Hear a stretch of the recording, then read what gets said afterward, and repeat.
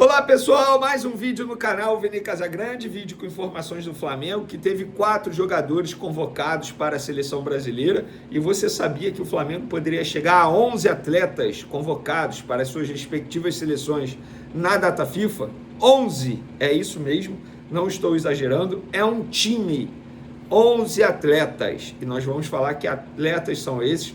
Vamos trazer atualizações aí envolvendo também os jogadores que estão no departamento médico, os jogadores que foram desfalques do Flamengo nos últimos jogos. Teve novidade em relação a Cebolinha e Michael, novidade boa, já conto para vocês.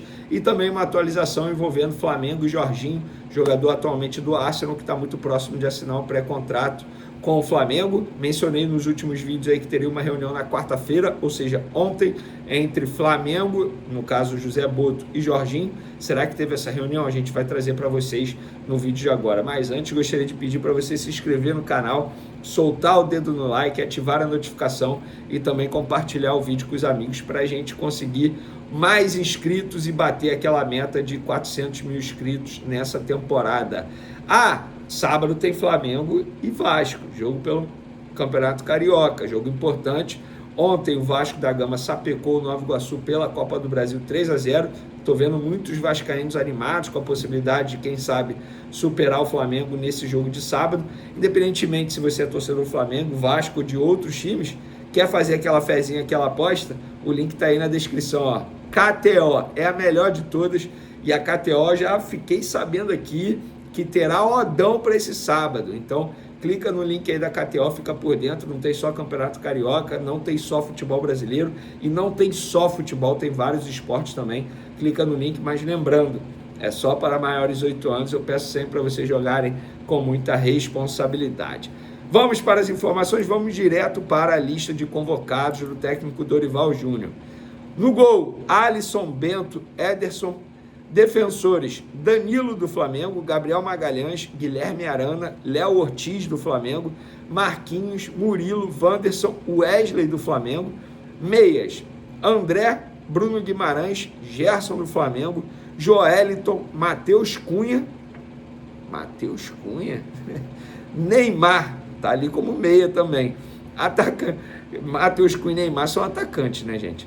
Atacante: Estevão, João Pedro, Rafinha, Rodrigo ou Rodrigo, Savinho e Vinícius Júnior. Vamos lá.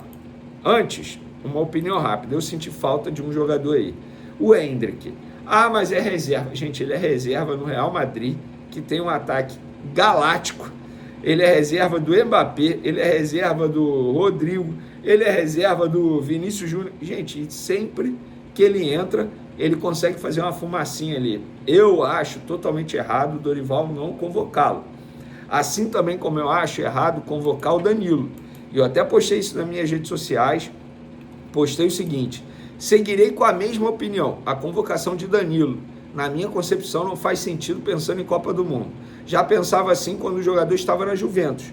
Agora, no futebol brasileiro, o zagueiro sobra. Vide o começo dele no Flamengo. Mas para a seleção, eu acho que o ciclo já chegou ao fim. Então, eu vejo muita gente falando assim: nossa, agora que o Danilo é do Flamengo, ninguém mais reclama da convocação. Pelo contrário, o torcedor do Flamengo, ele torce para o jogador não ser convocado. E óbvio, para o atleta é maravilhoso, pessoalmente falando, você representar a sua seleção, mas diante de tudo que a gente vem acompanhando, por exemplo, o Pedro se machucar na seleção, jogadores uruguaios, quando vão para a seleção uruguaia, sempre voltam, entre aspas, baleados, nunca 100% fisicamente falando. Então o torcedor não é só do Flamengo não, o torcedor de maneira geral acaba torcendo para não ter nenhum atleta convocado. Mas em relação ao Danilo, é a minha opinião, acho um erro a convocação dele, ainda mais se for uma convocação para jogar na lateral direita. Acho que na lateral já deu o que tinha que dar.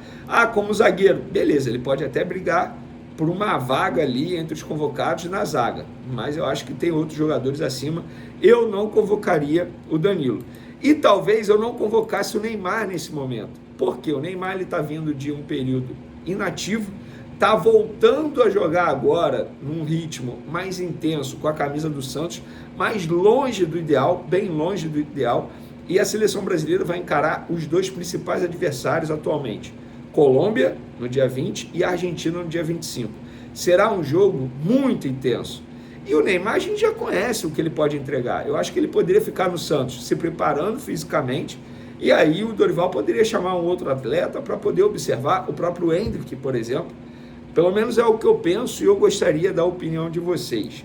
E na coletiva, o Dorival falou sobre o Wesley, jogador do Flamengo, lateral direito, comendo a bola, lateral que teve a sua primeira convocação na sua carreira para a seleção brasileira. E o Dorival disse o seguinte: desde 2022 eu já conheci o Wesley e o trazia para treinamentos. Era um jogador promissor, mesmo que nós tivéssemos 3 laterais que atuavam com frequência. Ele sempre chamou muita atenção, um jogador muito interessante. De setembro para cá ele conseguiu um salto de qualidade que o credenciou a um momento como esse. É um primeiro momento dele aqui dentro, na seleção. Vamos ver a reação, sentir a condição que ele está e torcemos que ele possa repetir as atuações que vem tendo pelo Flamengo. E eu confesso que eu estou curioso para ver como o Dorival vai escalar o Wesley. Porque o Wesley, no Flamengo atualmente com o Felipe Luiz, ele é praticamente um ala. Ele joga muito avançado. E na seleção brasileira, o Dorival joga muito com as pontas. A gente vê vários jogadores abertos pela ponta, independentemente de quem atue ali, mas é sempre com essa função. Por exemplo, o Savinho, o próprio Rodrigo, o Rafinha já fez essa função atualmente, faz muita meia também. O próprio Estevão faz essa função. E eu quero saber como ele vai encaixar o Wesley ali na seleção brasileira. E tomara que o Wesley entre em campo. Não sei se vai ser titular, não sei mesmo. Mas pelo menos que ele entre em campo para sentir esse gostinho de entrar em campo com a camisa da seleção brasileira. Sensacional. Parabéns ao Wesley pela convocação, um jogador que merece muito, postou um vídeo. Quem quiser ver esse vídeo, postei nas minhas redes sociais, não vou botar aqui por questão de monetização, mas está no meu Twitter, no meu Instagram, @VineiCasagrande, um vídeo sensacional, ele comemorando, segurando a filhinha ali, com a família dele, muito legal. É impossível você, pelo menos, não ficar arrepiado com esse vídeo, tá? E o Flamengo, ele teve 4 jogadores convocados para a seleção brasileira e poderia chegar a 11, sabe por quê? Além dos 4 do Brasil, ainda tem Varela, De La Cruz e Arrascaeta, seleção uruguaia, Pulgar, seleção chilena, e Gonzalo Plata, seleção da Venezuela, do Equador, desculpa. E aí, o Vinha e o Pedro, se eles estivessem à disposição, provavelmente estariam convocados também. O Vinha era sempre convocado para a seleção uruguaia, o Pedro estava sendo convocado pelo técnico Dorival Júnior, chegaria a 11 atletas. Eu sei que muita gente vai falar assim, caramba, vai prejudicar o Flamengo. Eu concordo, mas o Flamengo, do jeito que é uma seleção, a verdade é essa, não no sentido literal da palavra, mas tem jogadores de alto nível. A partir do momento que você tem jogadores de alto nível, o risco que você corre é esse, de ter atletas convocados. O problema é quando os clubes vão reclamar com a CBF, questão de calendário, que o calendário do futebol brasileiro tem que parar em determinadas situações de convocação.